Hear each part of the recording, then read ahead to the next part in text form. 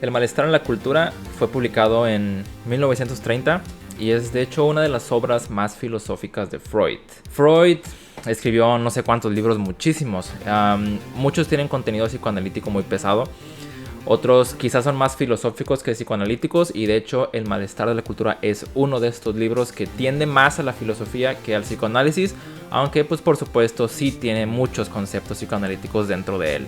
Y el mensaje de malestar en la cultura de hecho es un mensaje muy valioso, pero también muy incómodo para muchas personas y para la sociedad en general. De por sí Freud ya es sumamente criticado por muchos psicólogos, por muchos filósofos, por muchísimas personas en general. Y justamente este texto es uno de esos textos agresivos que pone el dedo en la llaga en una sociedad que está orgullosa de sus avances científicos y su progreso cultural. El maestro de la sospecha escribe malestar en la cultura con el fin de explicar las razones de por qué el humano en sociedad es infeliz. De hecho es importante leer el título correctamente, es malestar en la cultura, no malestar de la cultura, que muchas personas suelen confundir esa preposición. Es malestar en la cultura. El libro tiene como unos entre 8 y 9 capítulos, donde el primero no es tan relevante para la explicación central.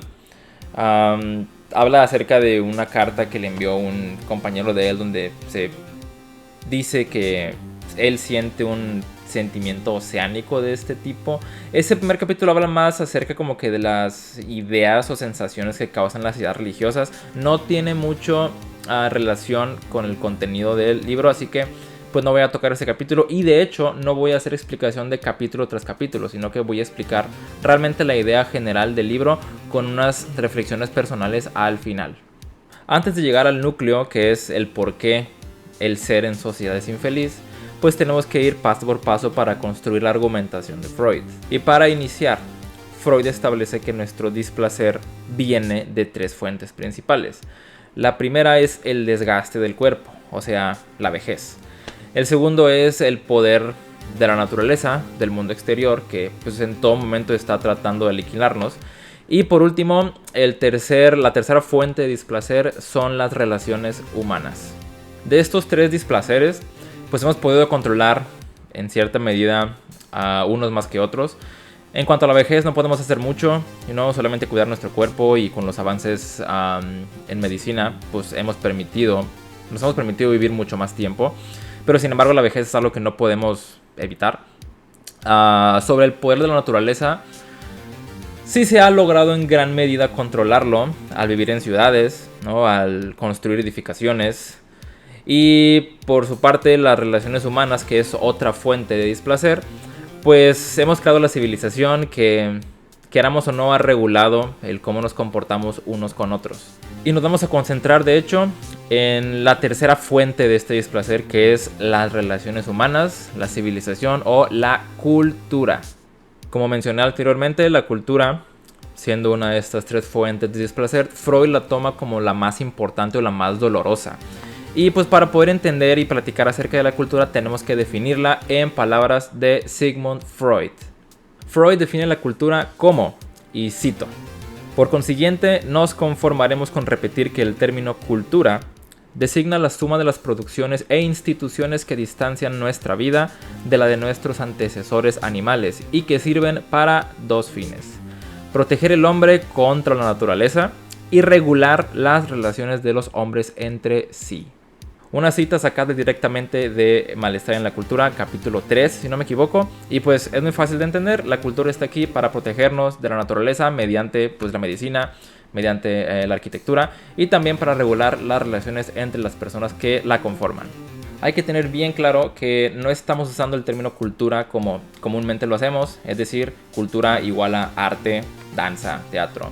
No, de hecho estamos usando el término cultura como civilización. O sea, como todo esta sociedad que hemos construido en conjunto, y todo lo que está en ella, todo lo que ha servido al hombre, eso es cultura para Freud en este contexto. Gracias a esta cultura, de hecho, menciona Freud que, a diferencia de cómo llegamos a la vida siendo unos bebés básicamente pues inútiles en todo sentido porque no podemos valernos por nosotros mismos. Hemos logrado hacer muchísimos progresos, hemos construido edificaciones, hemos, gracias a la medicina, alargado nuestra vida, hemos desarrollado el lenguaje y de hecho Freud menciona que el hombre ha llegado a ser una especie de Dios con prótesis, en el sentido de que logró hacer muchas cosas que hace muchísimo tiempo nunca hubiera imaginado lograr. Aquí entramos a un punto un poco más especulativo porque Freud investiga cómo es que se formó la cultura, ¿no? Recordemos que este es un texto psicoanalítico, si acaso filosófico, no es histórico, no estamos poniendo fechas y no estamos revisando condiciones económicas e históricas. Sin embargo, Freud dice que la cultura, lo que hace nacer la cultura, pues es la necesidad del trabajo entre los seres, ¿no? Nos vimos forzados a colaborar unos con otros para poder sobrevivir. Es uno de los pilares que Freud establece, uno de los pilares de la cultura. Cuando el otro pilar, pues también es la necesidad del amor, ¿no? La necesidad de cercanía entre los individuos y de pues prescindir de su objeto sexual, en este caso, ¿no? De los compañeros sexuales. Y básicamente esos dos pilares son los que conforman la cultura. Aquí estoy hablando de una cultura súper primitiva, ¿no? O sea, hablamos de cientos de años atrás. Y por supuesto, repito, es especulación, no estamos haciendo referencia a ningún contexto histórico ni nada por el estilo. Sin embargo, si bien Freud establece estos dos pilares fundamentales de la cultura, que es la necesidad de amor y la necesidad del trabajo, la misma cultura lo que ha hecho es restringir o inhibir esos propios fundamentos. Para empezar, ha restringido la satisfacción sexual, ¿no? Es bien sabido que en sociedad no podemos estar acostándonos con todos, no es bien visto, no es conveniente. Y de hecho, en el capítulo 4 menciona Freud una cita que dice: ya en la primera fase del totemismo, trae consigo la prohibición de un objeto incestuoso, quizás la más cruenta mutilación que haya sufrido la vida amorosa del hombre en el curso de los tiempos. Aquí Freud, obviamente no vamos a asumir que él era un sujeto incestuoso, no, pero sin embargo hubo un tiempo en que el incesto fue pues limitado por las sociedades. De hecho hay varias teorías, hay un libro de antropología que olvidé el nombre, no recuerdo quién lo escribe, pero si bien no hay un consenso sobre el cual los antropólogos han puesto de acuerdo en su totalidad, cuáles fueron los inicios de la prohibición del incesto, sí hay algunas teorías.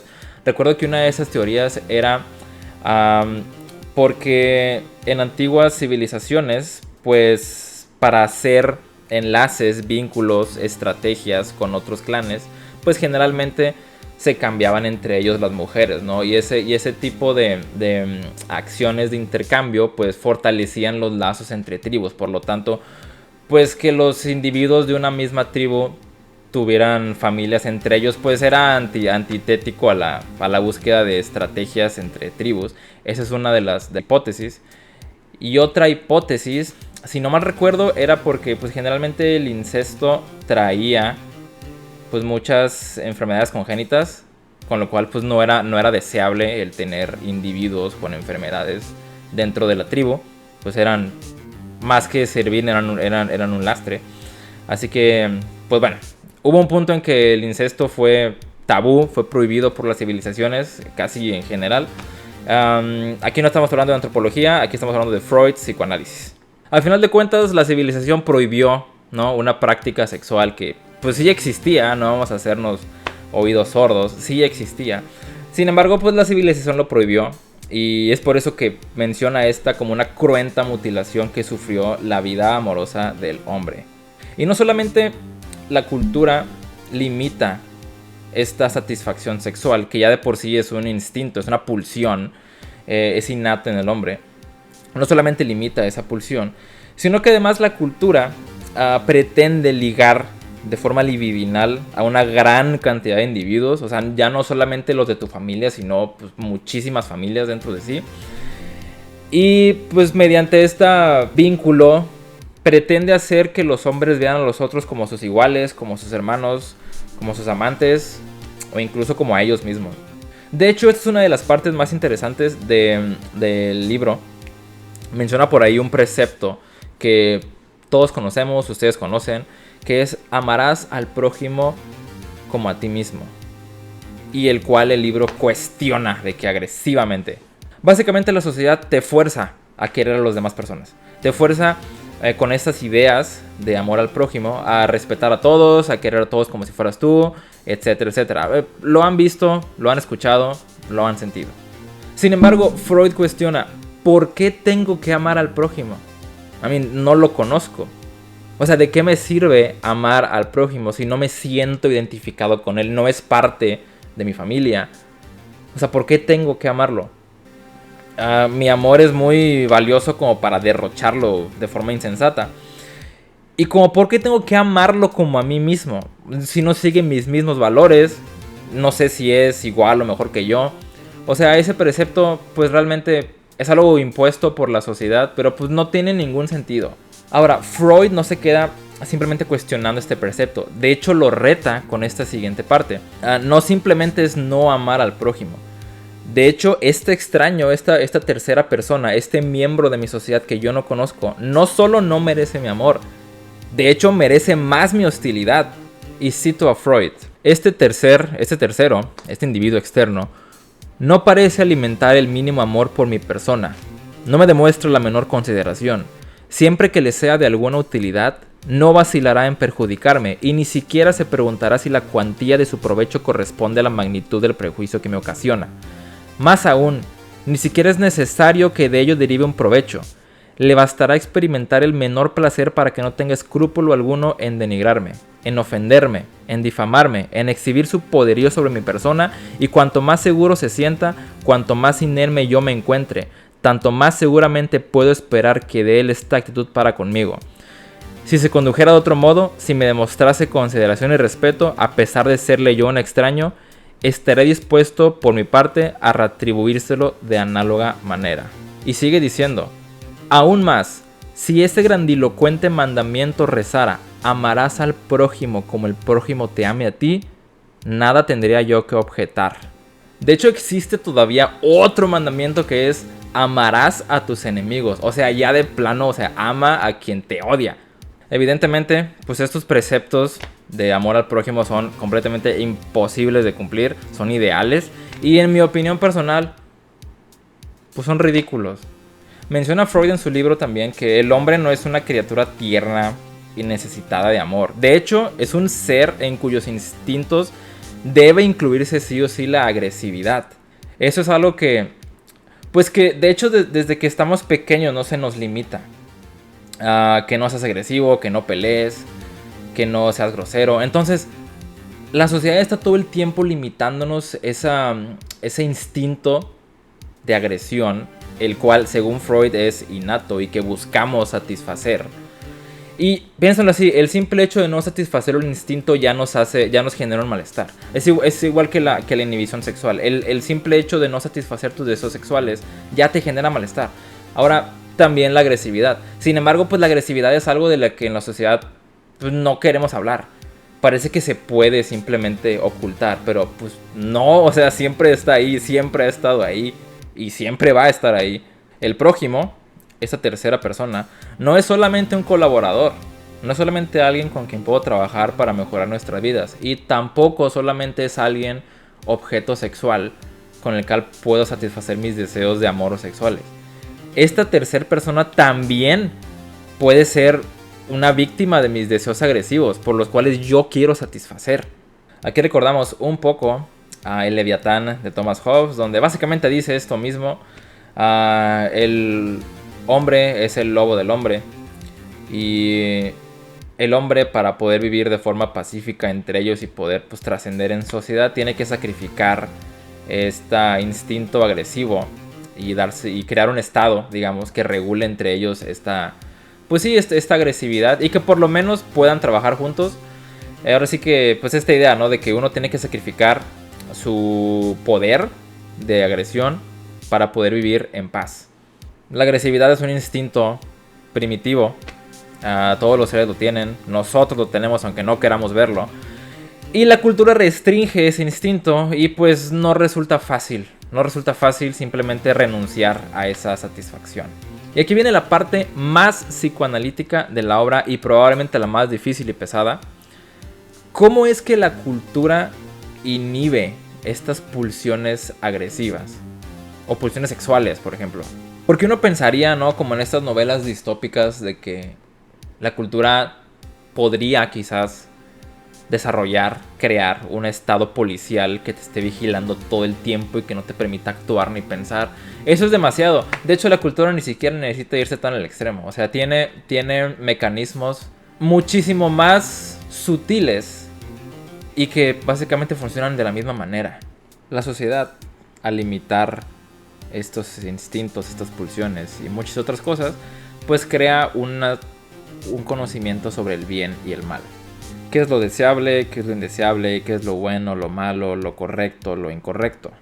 Aquí entra el concepto del super yo psicoanalítico, que es esta... De hecho, justamente podamos reducirlo al super yo, es esta conciencia moral, ¿no? Es este yo perfecto, ¿no? Que se comporta tal y como pues la sociedad indique que se comporte. Ese es el super yo. No vamos a hablar acerca de esa tensión entre el yo, super yo y ello. Pero pues básicamente el super yo es el que desarrolla o nos hace desarrollar ciertas sensaciones de malestar con base a nuestro actuar correcto o incorrecto, sea el caso. Es decir, existe un sentimiento de culpa. El super yo ocasiona un sentimiento de culpa en el yo, en nosotros. Y esta agresión, ¿verdad?, que no pudimos satisfacer o que no pudimos exteriorizar, es introyectada, se internaliza y se devuelve al lugar de donde procedió. O sea, básicamente somos agresivos con nosotros mismos al no poder satisfacer nuestra agresión exteriorizándola. No es necesario que un estado vigile nuestros movimientos. El sentimiento de culpa ya hace suficiente con eso. Nos hace sentir mal.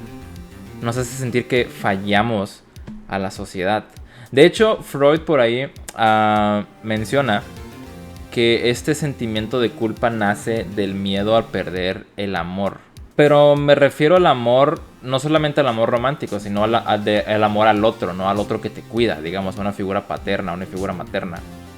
Entonces tú desarrollas ese sentimiento de culpa porque tienes miedo que mediante tus acciones pierdas el amor. O sea, básicamente que la figura de autoridad te deje de querer. Y si la figura de autoridad te deja de querer, pues significa que ya estás desprotegido. Ya no tienes quien te cuide porque ya no sienten amor por ti. Entonces, este sentimiento de culpa, dice Freud, que pues una de los desarrollos es justamente ese miedo a perder el amor. Y digo, todos lo hemos sentido, todos hemos sentido este sentimiento de culpa. Que pues nace a partir de que vivimos en sociedad. O sí, el sentimiento de culpa está ahí porque la sociedad nos lo inculcó. Porque la sociedad nos hizo aceptar un conocimiento sobre el bien y el mal. Y también las religiones, no nada más la sociedad, las religiones y justamente diferentes sociedades y diferentes religiones pues tienen diferentes conceptos de bien y mal. Al final este sentimiento de culpa nos genera un malestar muy grande y pues es algo que ayuda a que los individuos dentro de la civilización, dentro de la cultura, no se sientan felices. Conclusión: el hombre tiene pulsiones que la cultura ha controlado y debe controlar. Y la no satisfacción constante, porque es constante, porque todo el tiempo vivimos en sociedad, esa no satisfacción constante no permite que el individuo sienta felicidad.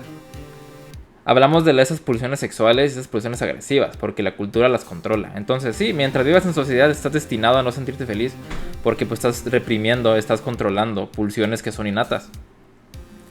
Y si no, pues entra el sentimiento de culpa. Y el sentimiento de culpa pues no te deja vivir tranquilo. Dentro de las muchas cosas que menciona este libro, ¿verdad? Yo no soy psicoanalista, así que no puedo hacer una revisión exhaustiva de los conceptos que vienen en el libro, porque de hecho pues el libro es corto, si acaso tiene, al menos en la edición que yo lo leí, tiene unas 120 páginas, 110 páginas, pero es pesado en el sentido que a veces utiliza muchos conceptos psicoanalíticos y como yo no soy psicoanalista, pues no me puedo dar la libertad de explicar, ¿no?, capítulo tras capítulo, porque pues simplemente no tengo la preparación. Pero sin embargo, pues les quiero compartir esta pues más o menos el mensaje del libro, el mensaje central, que yo considero que es muy importante que lo tengamos en cuenta porque, pues sí, realmente vivimos en sociedades que, pues que nos limitan en todo sentido. No solamente en la parte sexual, en la parte agresiva, sino pues en todo. Ahí está esta tensión, este malestar que sentimos las personas cuando no seguimos los cánones impuestos, por ejemplo, ¿no? Y te hace sentir que no eres parte, que no estás haciendo lo correcto, ¿no? Pasó por muchísimo tiempo con las personas con diferente orientación sexual. Sigue pasando en diferentes sociedades. Sigue pasando si tú no sigues estos preceptos que la sociedad te dicta. Si no quieres casarte, si no quieres tener hijos, si no quieres trabajar. Entonces, pues hay muchas cosas que la sociedad te está limitando y que sí desarrollan este malestar, ese sentimiento de infelicidad. Y no sé, yo en lo personal, ya esto ya es opinología, ya esto ya no lo dice Freud, ya simplemente son cosas que yo he pensado. Yo pienso que mientras más nos querramos hacerlos racionales, pues peor es, ¿saben? O sea, está de moda toda esta parte de pues las relaciones amorosas, sentimentales, entre familias, entre trabajadores, consensuadas, democráticas, con respeto. Básicamente ignorando todas esas pulsiones que están ahí, ¿no?